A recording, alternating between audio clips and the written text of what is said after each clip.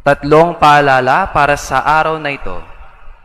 3 reminders and realities in life that we must remember this day. Ang unang katotohanan ay hindi ka nag-iisa. In today's gospel, 2 disciples were going to the road to Emmaus, and there they encountered the risen Christ. Pero ano yung nangyari? They were not able to recognize Him. Hindi nila namukhaan si Jesus. Ang masaklap pa nga niyan, kasama nga nilang naglalakad at kakwentuhan pa sa landas ng Emmaus. Question: bakit hindi nila namukhaan si Jesus? One biblical scholar said, their hearts ache for Jesus' loss. Nandun pa rin sila sa pagkakataong lugmok sila sa kamantayan ni Jesus. Nagdadalamhati pa sila. Kumbaga, gusto na lang nilang magliwaliw, tumakas, mag-outing, para makapag-move on sa pagkawala ni Jesus. Pakiramdam nila kasi napabayaan at iniwan na sila ng kanilang Diyos na si Jesus. Kaya itong dalawang disipulo na to ay naglalakwat siya na lang sa landas ng Emmaus. Pakiramdam pa rin nila, mag-isa sila. Kahit magkasama silang dalawa, pakiramdam nila sa loob nila, sila ay mag-isa. Pero di po nila napansin ng Diyos na nasa tabi lang nila. Kakwentuhan, kachismis pa nila. Hindi po ba naranasan na natin ito? Yung mapag-iwanan at mapag-isa. Marami sa atin ayaw iwan ng minamahal. Hindi sanay mapag-isa. We don't want to be lonely and alone. Pero ito po ang totoo. Sa buhay, hindi ka nag-iisa. Nandiyan ang Diyos. Hinihintay ka lang niya, napansinin mo siya. Unang katotohanan, hindi ka nag-iisa. Kaya ito po yung ikalawang katotohanan. Kung ang una, hindi ka nag-iisa, ang ikalawang katotohanan, ang Diyos ay palagi mong kasama. Sa ating banal na misa, ano yung kadalasang binabanggit ng pare mula sa umpisa, sa kalagitnaan, hanggang sa pinakadulo ng misa? Ano yung napapansin nyo na paulit-ulit na sinasabi ng pare?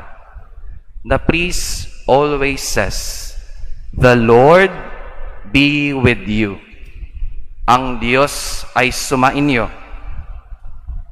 Hindi po ba? Ang tawag din kay Jesus ay Emmanuel, God with us. Ang Diyos ay sumatin. At hindi lang ang Diyos na sumaatin, lagi niya tayong sinasamahan. Ano yung sa tingin niyo bakit hindi na napansin agad si Jesus?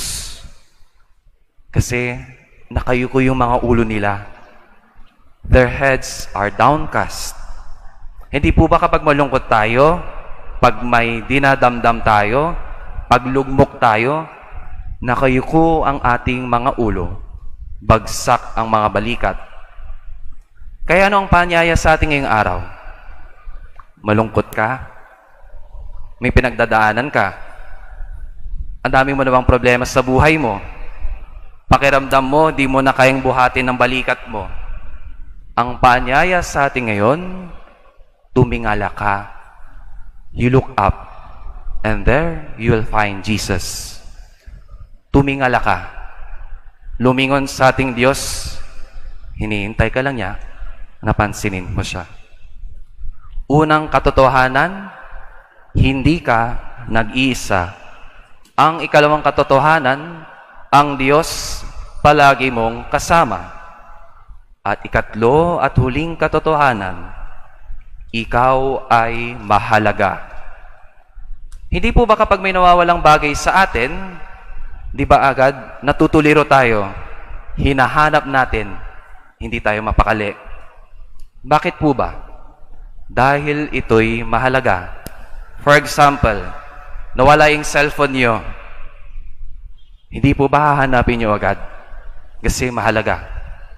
Pag nawala yung wallet ninyo, kung saan nyo napatong, hindi po ba hinahanap nyo agad? Kasi mahalaga. Bagay lang po yun. Paano pa yung mga tao? Sino yung mga nawala na sa buhay niyo?